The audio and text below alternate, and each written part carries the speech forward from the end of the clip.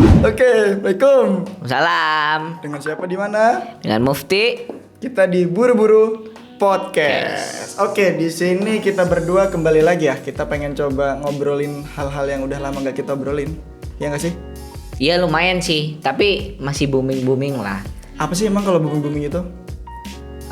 Apa ya? Semacam sesuatu isu yang masih hangat diperbincangkan dan penting untuk diketahui publik. Jadi apa sih ya, singkat cerita nih ya, kita ini kan udah kurang lebih dari bulan April ya menghadapi sebuah kebiasaan yang tidak baru dan tentu kita tidak biasa sama sekali. Dan itu apa sih? New normal tuh guys. New normal, bener banget.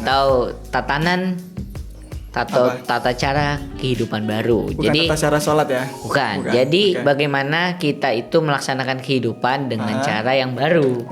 Oke. Jadi ada prosedur-prosedur yang dulu nggak biasa kita lakukan, sekarang harus kita biasakan untuk kita lakuin. Tapi by the way, kenapa sih kita ngomongin tentang new normal dan lain sebagainya? Karena gua rasa ya, lu pribadi kan masih kuliah ya.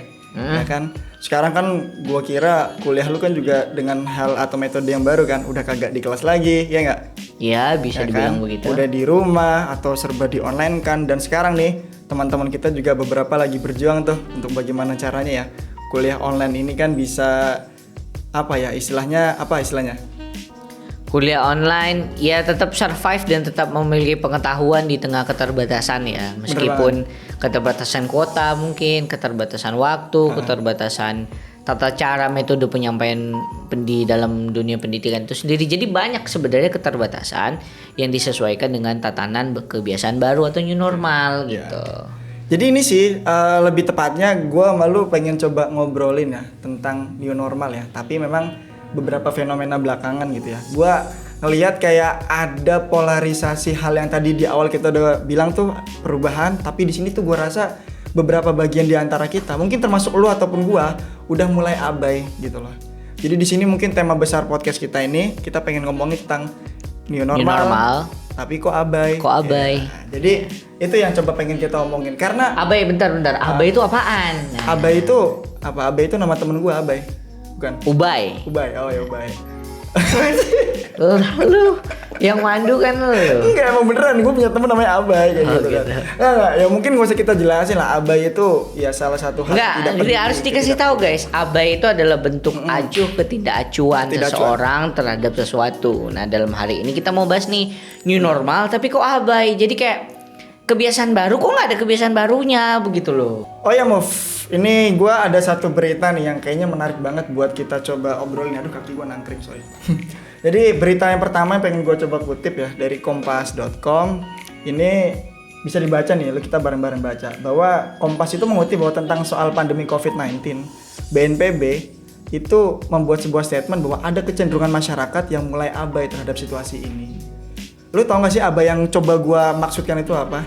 Ya ada kelalaian, ada ketidakpedulian. Bener banget. Iya. Ya mungkin salah satu hal yang gue maksud itu, coba deh sekarang nih kita keluar gangan gitu kan, kita lihat seberapa banyak orang yang keluar beraktivitas tapi nggak menggunakan masker. Gue lihat sih di kota Semarang khususnya ya, kayak orang-orang pada nggak pakai apa? Masker. Pada gonceng 4, gonceng 3. Gonceng 3. Gitu loh. Maksudnya motor yang digonceng kok enggak ya? Ya terus gimana? Enggak, jadi satu motor itu. Satu motor ya. Itu ada 4 penumpang ya, meskipun itu satu keluarga, tapi kan itu bentuk pelanggaran. Bentuk pelanggaran juga ya, yang harusnya memang nggak boleh khususnya gitu. Karena kan lagi-lagi kita ngomongin tentang COVID kan kita ngomongin tentang penyebaran ya. Betul. Penyebaran, dan ini kita juga berusaha menerapkan social distancing, kita juga nggak terlalu dekat dan lain sebagainya. Dan sebenarnya gini guys, kenapa kita ngangkat tema ini? Karena sampai hari ini kita melihat pertumbuhan angka orang yang kena COVID-19 itu tinggi banget di Indonesia. Hari ini itu ada sekitar 115.000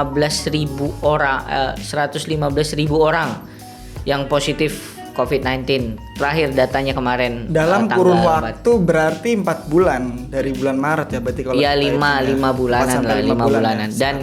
Dan hari kemarin aja tanggal 4 Agustus 2020 itu ada sekitar 1.900-an orang positif COVID-19 data dari BNPB, dan yang paling besar dari Jawa Timur sekitar 430 atau 440. Yang kedua DKI Jakarta, 410. 410. Ya. Ketiga Jawa Tengah. Ya. Jadi DKI Jakarta sama Jawa Timur ini ibarat Marc Marquez sama Valentino Rossi ya dalam peraih gelar MotoGP ya. Jadi balap-balapan dalam peningkatan kasus. Nah ini yang sebenarnya maksud gua gitu kan. Ini tadi cuma intermezzo. Ya itu aja. maksudnya tadi Hah? angka tadi itu sebenarnya itu menunjukkan kenapa kok masyarakat tuh sebenarnya makin abai. Padahal new normal itu menuntut kita menuju tatanan baru, kehidupan baru yang sebenarnya itu dia nggak penting banget tuh protokol kesehatan, tapi kok masyarakat makin abai. Efeknya apa? Angkanya meningkat. Ini angka lo yang bicara, ini statistik. Jadi kita nggak bisa bohong. Tapi kalau coba nih kita bedah ya, kenapa yang akhirnya masyarakat itu abai? Coba kita cari tahu tuh beberapa faktor-faktor yang nyebabin masyarakat itu abai yang singkat cerita ya. Ini juga kalau gua kutip ya di salah satu sumber berita, DKI Jakarta aja dalam kurun waktu 3 bulan belakangan. Mohon maaf, yang kurang lebih pokoknya di sini yang gua kutip itu dari bulan atau dalam 2 bulan terakhir DKI itu tindak kurang lebih 62.000 pelanggaran protokol kesehatan. 62.000 pelanggaran. Itu angka yang tertulis ya, artinya itu yang kemudian mungkin termonitoring sama Satuan Tugas Penanganan COVID. Tapi kan faktanya masih ada juga beberapa orang yang nggak tertangani atau nggak terlihat dan lain sebagaimana gitu loh. Ya itu artinya data yang terlihat. Itu data yang terlihat ya. Terus faktanya. data yang tidak terlihat kita tidak tahu. Tidak tahu gitu. Contohnya aja gitu. Ya mungkin kalau kita main ke bawah lah, ke pusat kota manapun, gua rasa masih ada banyak orang-orang yang kemudian masih berkumpul, ya enggak sih? Dan oke, kita nggak mempermasalahkan berkumpulnya, tapi ya bagaimana cara berkumpul ya sesuai dengan protokoler yang kemudian pernah disarankan oleh 1 meter 1 meter oleh pemerintah, menggunakan masker gitu kan, menggunakan ya starter body pack kita lah gitu kan, hand sanitizer di tas dan lain sebagaimana gitu. Terus juga mungkin ini gak sih kenapa akhirnya masyarakat itu abai? Kalau gua telah lebih jauh sih mungkin kita kalau bilang tentang kebijakan PSBB ya atau istilah new normal itu kan salah satu kebijakan yang menurut gua ini kebijakan ini yang dititik beratkan sama masyarakat gitu loh. Ya nggak sih? Yang kebijakan ini pun nggak mengikat masyarakat secara utuh. Beda loh sama kebijakan-kebijakan yang mengikat seperti lockdown yang benar-benar masyarakat dirumahkan dan seluruh kebutuhan operasional itu ditanggung pemerintah. Tapi kan faktanya new normal ini kebijakan yang fleksibel yang akhirnya membuat aktivitas masyarakat lebih mobile, tapi syaratnya masyarakat harus patuh dan disiplin terhadap protokoler kesehatan. Itu idealnya. Tapi kan? Gini, gue pengen coba gali sebenarnya menurut lu bang, apa sih yang buat orang tuh tetap jadi abai gitu. Padahal tadi lu kan udah bicara bahwa tetap kita harus sadar, tetap kita harus beraktivitas dengan tatanan baru gitu loh. Maksudnya dengan starter body pack tadi lu bilang ya. Itu sebenarnya apa sih sebenarnya membuat masyarakat tuh abai sebenarnya? Oke. Yang pertama tadi sih ya, kita memang faktanya itu hari ini new normal salah satu istilah yang kemudian seluruh masyarakat pun mungkin udah tahu. Ya kan, yang arti tadi gue bilang seluruh aktivitas ekonomi masyarakat menjadi lebih mobile dan begitu bebas. Wajar. Kalau gue kutip dari teori Maslow gitu kan, ternyata kebutuhan dasar itu harus diutamakan daripada rasa aman. Tapi wajar bang, soalnya udah hampir sekitar 2 atau 3 bulan kan kita melaksanakan lockdown, kemudian kita berangkat nih ke new normal tuh memang masyarakat itu mungkin secara psikologis memiliki euforia gitu ya, semangat untuk melaksanakan kegiatannya, tetapi itu juga sebenarnya nggak bisa dijadikan alasan meskipun sebenarnya memang alasan perekonomian dalam artian masyarakat tidak produktif itu bukan sesuatu yang kita abaikan dalam artian kita lupakan, kita tinggalkan seperti masyarakat mengabaikan dan meninggalkan protokol kesehatan. Artinya maksudnya tetap iya ekonomi penting, tetapi kesehatan juga penting gitu loh. Makanya sebenarnya negara kita punya kampanye bahwa bagaimana menyelamatkannya tidak hanya tentang kesehatan tapi sektor ekonomi. Benar. Itu loh. Itu bener banget. Maksudnya harus digarisbawahi ya teman-teman. Beraktivitas ekonomi itu penting. Maksudnya kita tetap produktif di masa pandemi penting, tetapi ingat kita juga harus melengkapi dengan protokol kesehatan. Ya memang kesannya sedikit repot nggak sih? Repot ya, bukan rapid. Rapid test. Rapid test. Ya. Rapid itu tes antibody. Oke, siap. Kalau repot, lu repot. Repot lu. Kalau kata orang Jakarta tebir, ribet. Tebir, ribet kalau itu. Nggak, tapi gini sih, gue sepakat sama apa yang coba. Jadi orang tuh males sebenarnya. Nih terakhir, orang males dengan keribetannya itu loh. Ngapain sih cuci tangan mulu, cuci tangan. Padahal tuh nggak sih anjuran WHO itu tiap 20 menit sekali cuci tangan, guys. Tiap 20 menit sekali anjuran WHO biar kita terhindar dari COVID-19 gitu. Kalau kita beraktivitas di outdoor ya, maksudnya beraktivitas di luar gitu, keluar dari ruangan, keluar dari rumah, keluar dari tempat yang steril dari COVID gitu loh. Nah itu yang sebenarnya. Tapi sebenarnya anjuran kesehatan ini pun gua rasa nggak cuma dititik beratkan sama ketika ada COVID aja sih. Emang sebenarnya bagi gua ya anjuran menjaga pola hidup sehat ini, ini yang sangat penting. berguna untuk kesehatan diri kita gitu kan. Ini yang penting. Jadi apapun. tanggung jawab perekonomian itu memang ada tanggung jawab pemerintah dan tanggung jawab masyarakat. Tetapi untuk tanggung jawab masalah kesehatan tidak bisa kita hanya mengandalkan pemerintah. Butuh juga nih kesadaran teman-teman semua. Masyarakat. Iya masyarakat secara umum ya, mungkin secara khusus teman-teman yang dengerin ini untuk juga sama-sama taat gitu loh. Oke. Kemarin gue makan di McD, asik. Makan di McD. Di mana? Sarinah. Kan Bukan, ditutup. Sarinah. Kejauhan ya. Oke, terus. Ini BSB. BSB. Nah, oke. kan gue kemarin ke pengadilan karena PKL. Oh, iya. Di sana makan McD. Itu ketat banget, guys. Jadi kayak ada link, bukan link sih, ada line gitu. Kursi kita di line. Nah, kita nggak boleh keluar dari line itu. Keluar dikit tuh kayak petugas McD-nya datang. Mas nggak boleh lewat. Social distancing. Sebenarnya orang pikir apaan sih kayak ribet banget, tapi ternyata itu fakta, men. Fun fact bahwa hari ini kehidupan kita tuh seperti itu. Kita bisa makan di McD, tetap menikmati makanannya, tetapi harus memenuhi protokol kesehatan gitu. Iya. Sama ini sih ya. Kadang ini ada salah satu klise yang sedikit lucu ya. Mungkin kalau sebagian orang itu kan kayak interaksi salaman atau nepok sembarangan itu kan jadi hal yang tanpa kita sadari gitu kan. Nah makanya kan tadi WHO yang tadi dulu bilang menganjurkan kita cuci tangan, membawa starter body pack hand sanitizer itu supaya apa ya, aktivitas tubuh kita yang nggak kita sadari, contoh kayak kita mau ngupil atau contoh kayak kita mau nepati gitu kan, atau kita mau salaman itu kan minimal bisa nggak membahayakan orang lain nggak sih? Nah gitu. Jadi istilahnya sebenarnya anjuran-anjuran kesehatan ini memang sangat berguna, dan sekali lagi berguna itu nggak cuma ketika ada virus ini aja ya, tapi memang berguna untuk penanganan case-case ataupun masalah-masalah lainnya. Tapi ini juga sih, gue pengen coba nambahin ya satu argumen kenapa yang kemudian membuat masyarakat tuh cenderung sekarang mulai abai. Dulu kalau kita sedikit flashback, recall gitu kan, sebelum adanya istilah sekarang PSBB transisi, dulu kan pernah ada kita di fase WFH tuh, work from home atau gerakan di rumah aja dan lain sebagaimana gitu. Dan sekarang kan udah gue bilang, udah kita masuk ke fase new normal, kita udah beraktivitas mobile seperti biasa, dan singkat cerita gitu kan, kita hari ini udah mulai sedikit lupa ada tuh sama peningkatan kasus dan lain sebagaimana. Dan dulu juga gue sempat banget terima informasi kalau semakin kita sering mengolah informasi COVID ini, itu akan menurunkan body atau imunitas tubuh kita. Dan akhirnya kalau gue pribadi gitu kan, gue berkesimpulan apa jadi ya kenapa kemudian orang itu abai, karena awalnya dia ingin coba membatasi olah informasi COVID, tapi ternyata faktanya batasan yang harusnya dia batasi itu cenderung dia lupakan gitu loh. Paham gak sih maksud gue? Ya pengerti sih, cuman kayak gini, gue bisa nyimpulin dari apa yang lu sampaikan itu tentang ini ya, hilir mudiknya kebijakan pemerintah yang membuat banyak masyarakat bingung ya. Mungkin dulu tuh dari awal-awal tuh kita bahas tentang undang-undang karantina kesehatan itu ada tuh. Ternyata itu sebelum COVID jauh itu udah ada. Terus dibuatlah peraturan-peraturan pemerintah, perpu-perpu yang mengatakan tentang pembatasan sosial berskala besar atau PSBB gitu loh. Di Semarang ini ada juga istilahnya PKM, pembatasan kegiatan masyarakat. Pembatasan kegiatan masyarakat yang tetap membolehkan industri apa segala macam. Nah, yang sebenarnya jadi sekarang kan kita ada di PSBB transisi ya, maksudnya new normal gitu loh. Tapi tahu nggak sih bahwa ada beberapa klaster baru positif COVID itu diakibatkan karena aktivitas new normal.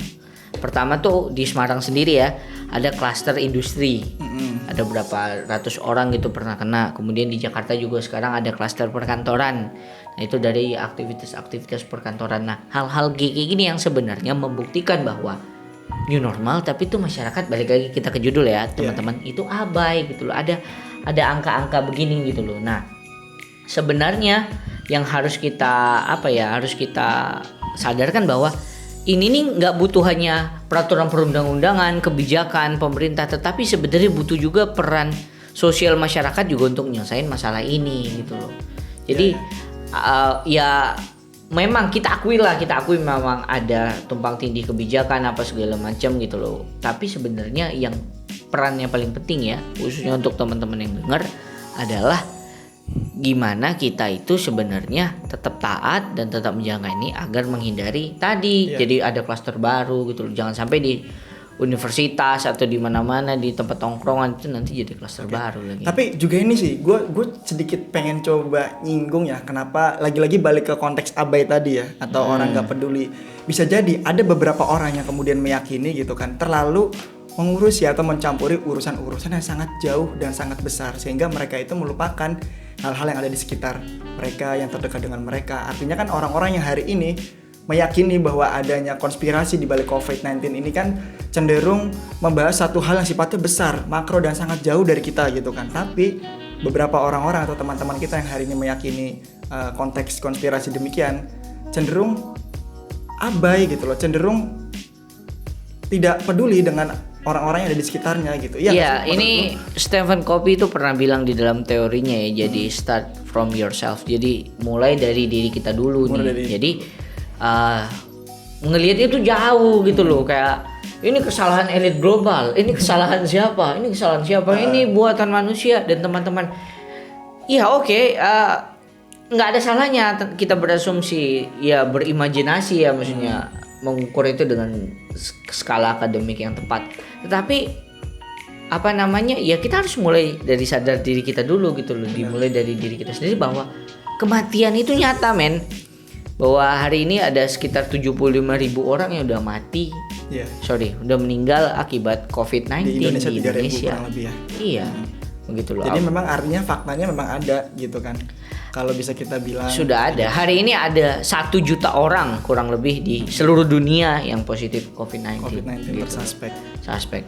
Dan kita nggak bisa istilahnya menolak satu ranah keilmuan yang memang khususnya itu pernah. Tapi gue inget kata-kata nenek gue nih. Jadi tuh? tentang yang tadi lu bilang, kalau orang tuh kayak berpikir jauh tapi nggak mikirin diri dia sendiri ya. Ada pepatah yang bilang bahwa gajah di pelupuk mata itu nampak, tapi gajah di depan pelupuk mata itu tak nampak, tetapi kuman di seberang lautan itu nampak.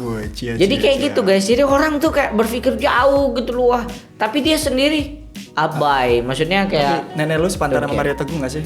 Kayaknya bijak banget gitu loh. Nenek gue udah meninggal bos. Maaf sorry, gue gak ada maksud ya. Nih teman-teman ya, tolong kalau punya anak diajari kesopanan. Sorry. Gitu. Oke. Kita balik ke topik ya. Tadi itu mungkin biar nggak sedikit sepanang aja bahasan kita gitu. Tapi tadi ya kita sedikit nyinggung beberapa orang yang meyakini konspirasi tadi ya. Lagi-lagi mau nggak mau ya kita harus mengamini bahwa konspirasi itu kan jalan ya. Jalan yang memang tidak sesuai, jalan yang berbeda gitu loh daripada jalan besar yang hari ini diyakini oleh masyarakat global bahwa COVID-19 itu nyata. Ada dan sangat berbahaya dan merugikan 3 sektor yang memang ada. Iya nggak kira-kira? 3 sektor apa dulu nih? Yang pertama sosial tentu. Sosial ya. Ekonomi. Dan terus paling terakhir kesehatan itu sendiri. Oke. Nah, dan di sini udah ya kita mungkin udah coba clear ya terhadap hal-hal yang sifatnya abai. Dan menurut lu sendiri ya coba lu kasih kesimpulan gitu loh ke netizen bahwa tetap jangan abai gitu loh. Iya. Jadi gini maksud gua 3 orang, waktu itu lu pernah bilang sama gue apa, yang 3 orang bisa merumahkan ribuan orang, sedangkan 100.000 orang hari ini malah membiarkan gimana kata lu? Apaan? Yang mana sih? Yang 3 orang bisa merumahkan puluhan juta orang, tapi 1.000 orang pesepeda membiarkan 100.000. Gini. Ini fakta guys di Indonesia bahwa pertama kali waktu Presiden Jokowi ngumumin pandemi itu kayaknya baru 3 tuh suspeknya yang orang Depok itu loh teman-teman. Nah itu semua orang masuk rumah guys, langsung takut gitu loh ya kan? Tidak berani keluar. Tapi ketika angka sudah menyentuh 100.000 orang positif itu Brompton ada di mana-mana, sepeda ada di mana-mana begitu loh, orang bersepeda dengan bebas dan riangnya gitu. Nah, ini yang sebenarnya dikatakan tuh abai kelas tinggi tuh ini sebenarnya. Jadi apa ya teman-teman? Ya itulah, tolong disadarkanlah baik-baik gitu loh. Oke, tapi ini sih kalau kita ngomongin tentang COVID-19, gue coba pengen ngambil studi komparatif dong dari negara-negara. Lu tahu nggak sih wawasan lu seputar negara-negara mana aja yang hari ini telah berhasil, atau mungkin nggak sih ada negara yang bener-bener sempurna dalam penanganan COVID? Oh ya, memang ini yang menarik ya teman-teman. Jadi sampai hari ini belum ada formula yang paling tepat dan belum ada negara yang berhasil menyelesaikan permasalahan COVID ya. Kalau kita gabungkan permasalahan itu dari 3 aspek tadi. Pertama sosial, ekonomi dan kesehatan gitu loh. Contoh nih, Singapura sama Korea Selatan itu dianggap negara paling baik dalam menyelesaikan permasalahan COVID. Menurut kesehatan ya, mereka mengadakan swab secara massal sampai ada drive-thru swab kalau di Korea Selatan. Tapi hari ini mereka mengalami resesi perekonomian, teman-teman. Resesi perekonomian itu adalah negatifnya pertumbuhan ekonomi minimalnya itu 2 kuartal atau 1 tahun. Minimal 2 kuartal atau 1 tahun begitu loh. Nah, jadi hari ini tuh Singapura sama Korea itu mengalami resesi di kuartal kedua ini 3,2 sekian persen. Nah, kuartal pertama kemarin itu 1, sekian persen minus. Nah, jadi mereka berhasil memang menyelamatkan perekonomian gitu loh. Menyelamatkan COVID dari aspek kesehatan, tetapi tidak berhasil menyelamatkan dampak COVID yaitu perekonomian. Amerika contohnya. Sampai hari ini ada sebagai negara maju sebagai negara maju ya, mungkin Inggris juga, kemudian Spanyol, ada Italia yang secara perekonomian mungkin lebih mapan dan belum mengalami resesi ya, semoga tidak mengalami resesi. Tapi angka kematian kemudian angka orang tertular itu tinggi banget begitu loh, khususnya negara-negara Eropa itu ya, karena memang penduduknya kecil. Jadi ya ketika ada yang beberapa itu amat sangat berpengaruh terhadap negaranya lah. Kalau kita ada 17 juta penduduknya guys, tapi 17 juta ini semuanya nyawa. Dan memang penting untuk kita selamatkan. Kita jangan melihat angkanya. Jadi sebenarnya memang gimana ya, ngeri-ngeri sedap ya kalau bahasa ini. Susah gampang lah. Jadi kesimpulannya gitu menurut lu kira-kira ada nggak negara yang bener-bener telah menemukan formula khusus dalam penanganan COVID dalam 3 sektor yang tadi udah gue bilang? Ya sampai hari ini belum ada. Belum ada yang berhasil. Berhasil untuk mengatasi ketiga lini tadi. Gitu. Kesehatan terselamatkan, betul. Kondisi sosial pun bisa berjalan stabil. Ya kan, pertama vaksin juga belum. Faktanya vaksin memang dalam proses pengujian. Jadi itu juga menguatkan bahwa belum ada negara yang sempurna untuk menyelesaikan permasalahan COVID-19 ini begitu loh. Jadi hal yang bisa dilakukan sama negara itu ya mau nggak mau ya pembatasan kegiatan aja. Benar banget. Karena memang bener gue ngutip dari salah satu pemimpin daerah ya di Indonesia, utamanya di Jakarta. Dia bilang bahwa berkaitan dengan coronavirus ini sendiri yang coba kita prioritaskan adalah tingkat penyebaran. Artinya kita menekan angka penyebaran itu agar nggak meluas dan kemudian nggak menyasar orang-orang dengan sistem kekebalan tubuh yang rendah. Paham nggak sih? Iya paham. Jadi intinya gini loh. Artinya peran masyarakat di sini penting. Benar banget. Untuk menyelesaikan permasalahan ini gitu loh. Karena ini kita bukan berbicara tentang kedewasaan lagi, tapi tentang rasa cinta nasionalisme kita sih sebenarnya. Kenapa gue bilang nasionalisme? Karena negara ini kalau kita hanya mengandalkan pemerintah untuk menyelesaikan permasalahan ini tidak akan selesai. Gitu. Hanya mengandalkan segelintir orang untuk menyelesaikan permasalahan ini. Kita sebagai nation ya, sebagai bangsa itu nggak akan selesai. Tapi harus seluruh aspek.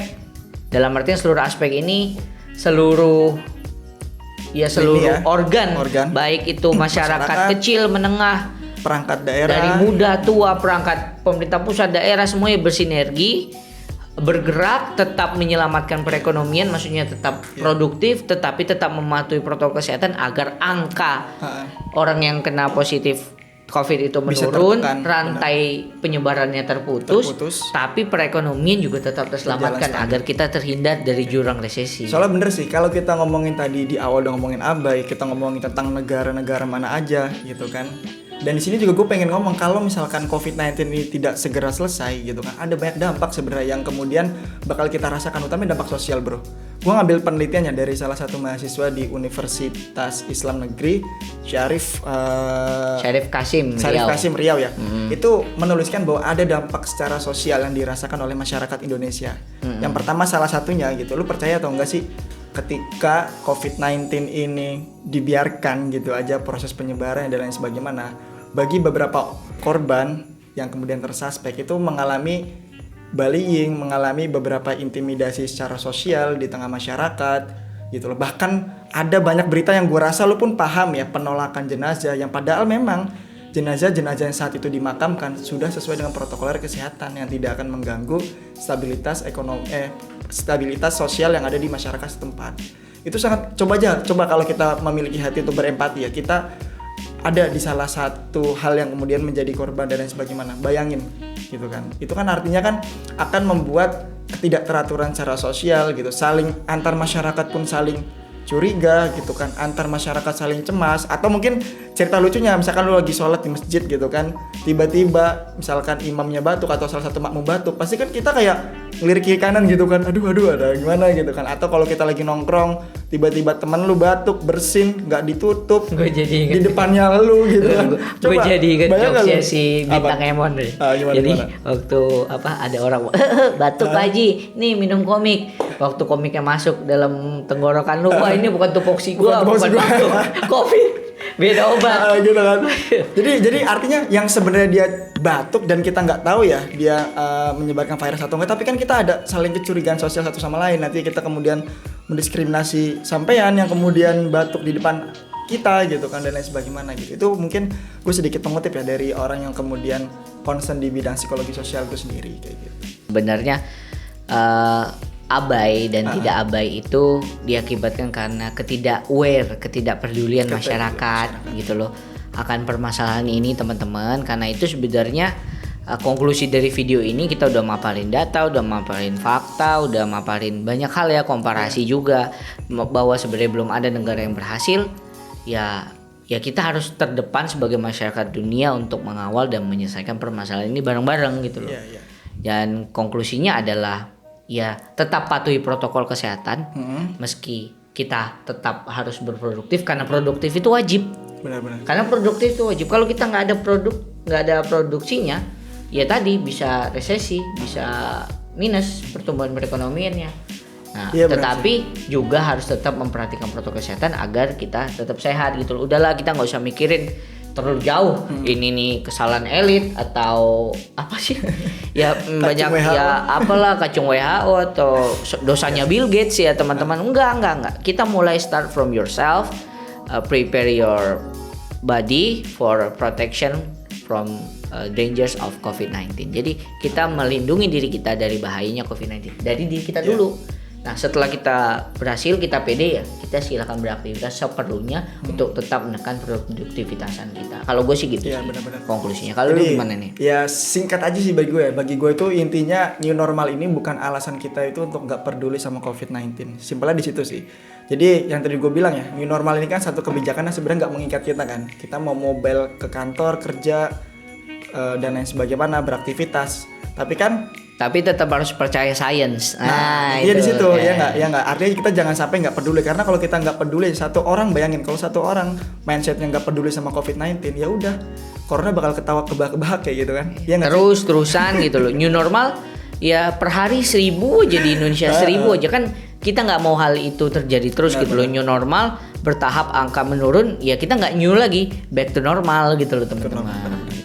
Yaudah, intinya kurang lebih gitu ya. Iya gitu. Tetap boleh new normal, percaya sains, percaya sains dalam artian tetap peduli dengan angka, peduli dengan protokol kesehatan, tetap produktif. Itu aja dari Buru-Buru podcast. Podcast. Ya. Terima kasih. Terima kasih.